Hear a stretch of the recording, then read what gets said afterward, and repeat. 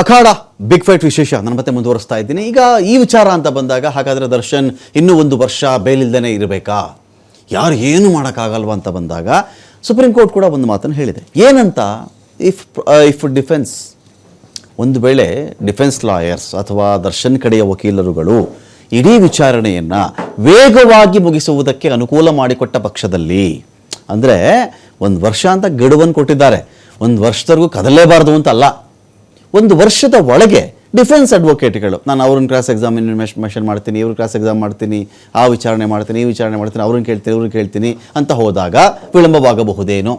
ಸ್ವಲ್ಪ ಕ್ವಿಕ್ಕಾಗಿ ಏನು ಕೇಸಿಗೆ ಬೇಕಿದೆಯೋ ಅದನ್ನು ಬೇಗ ಮುಗಿಸಿಕೊಂಡ ಪಕ್ಷದಲ್ಲಿ ಅಕಸ್ಮಾತ್ ಈ 60 ಸಾಕ್ಷಿಗಳು 70 ಸಾಕ್ಷಿಗಳು ಪ್ರಮುಖ ಸಾಕ್ಷಿಗಳು ಅದು ಬೇಗ ಮುಗಿದಾದ ಪಕ್ಷದಲ್ಲಿ ದರ್ಶನ್ಗೆ ರಿಲೀಫ್ ಸಿಗಬಹುದೇನೋ. 6 ತಿಂಗಳಿಗೆ ಮಾಡಲಿ, ಅದನ್ನು 5 ತಿಂಗಳಿಗೆ ಮಾಡಲಿ, 4 ತಿಂಗಳಿಗೆ ಮಾಡಲಿ, ಬೇಗ ರಿಲೀಫ್ ಸಿಗ್ಬಿಡುತ್ತಾ? ಹಾಗಾದರೆ ಆಗಸ್ಟ್ ವೇಳೆಗೆ ಬೇಲಾಗ್ಬಿಡುತ್ತಾ? ಇದಕ್ಕೇನು ಹೇಳ್ತೀರಿ ದಿಲೀಪ್ ಜಿ ಈ ವಿಚಾರಕ್ಕೆ ಸಂಬಂಧಪಟ್ಟಂತೆ?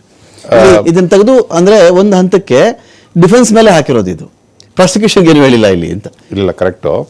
ಇವಾಗ there are many cases where the accused sought bail only on the ground of delay.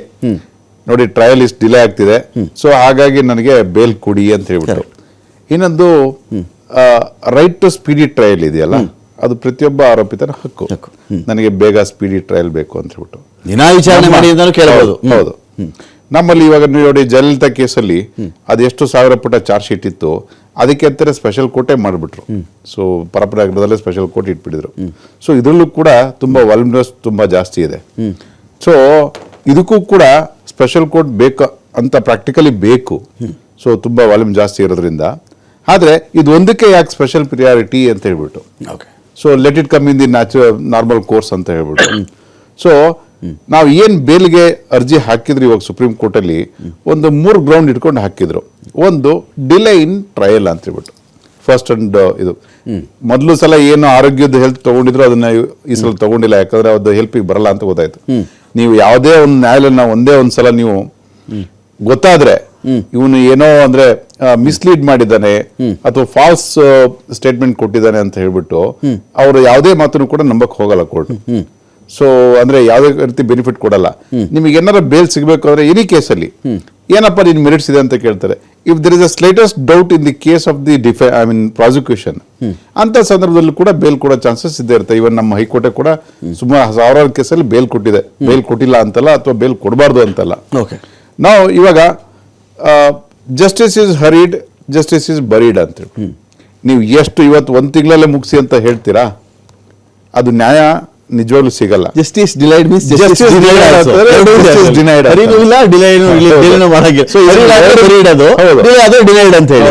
ಎರಡು ಕೂಡ ಇವಾಗ ಬ್ಯಾಲೆನ್ಸ್ ಮಾಡುವಂತದ್ದು ಕೋರ್ಟಿಗಿರುತ್ತೆ.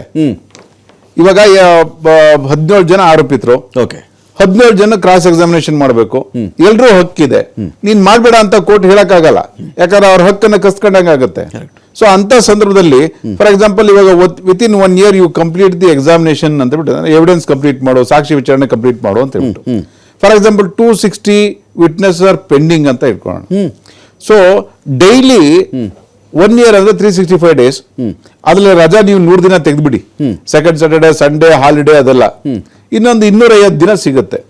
ಆ 250 ದಿನದಲ್ಲಿ can you examine 10 witness per day or 1 witness per day?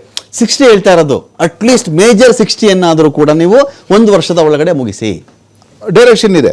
So ಏನಾಗುತ್ತೆ, ಅಟ್ಲೀಸ್ಟ್ ಆ ಡೈರೆಕ್ಷನ್ ಇಂದ ಕೋರ್ಟ್ ಏನಾರ ಸ್ಪೀಡ್ ಅಪ್ ಮಾಡಿದ್ರೆ, ಅಂದ್ರೆ ಬೇರೆ ಕೇಸಸ್ಗೆ ಪ್ರಿಯಾರಿಟಿ ಕೊಡೋ ಬದಲು ಈ ಅಕ್ಯೂಸ್ಡ್ ಜೇಸಿಲ್ ಇದನ್ನೇ ಪ್ರಿಯಾರಿಟಿ ಕೊಡಿ, ಇದನ್ನ ಮುಗಿಸಿ ಅಂತ ಹೇಳಿದ್ರೆ, ಸೊ ಇವಾಗ ಫಾರ್ ಎಕ್ಸಾಂಪಲ್ ನೀವು 6 ತಿಂಗಳೊಳಗೆ ಮುಗಿಸ್ಬೋದು, 3 ತಿಂಗಳು, practically it is very highly impossible, ಅದಾಗೋದಿಲ್ಲ. ಏನಪ್ಪಾ ಅಂತಂದ್ರೆ ಒಂದು ಮೇಜರ್ ವಿಟ್ನೆಸಸ್ ಏನಾದ್ರು ಸ್ವಲ್ಪ ಹಾಸ್ಟೈಲ್ ಆಗೋ ರೀತಿನೋ ಅಥವಾ ಆರೋಪಿತರಿಗೆ ಫೇವರಿಂಗ್ ಆಗೋ ತರ ಏನಾದ್ರು ಬಂದ್ರೆ ಎವಿಡೆನ್ಸ್, ಇವನೇನೋ ಅಪರಾಧ ಮಾಡಿಲ್ಲ ಅಂತ ಹೇಳ್ಬಿಟ್ಟು, ಅಂತ ಸಂದರ್ಭದಲ್ಲೂ ಕೂಡ ಅವ್ರು ಬೇಲ್ ಅಪ್ಲಿಕೇಶನ್ ಹಾಕ್ಬೋದು, ಏನೋ based on the subsequent development.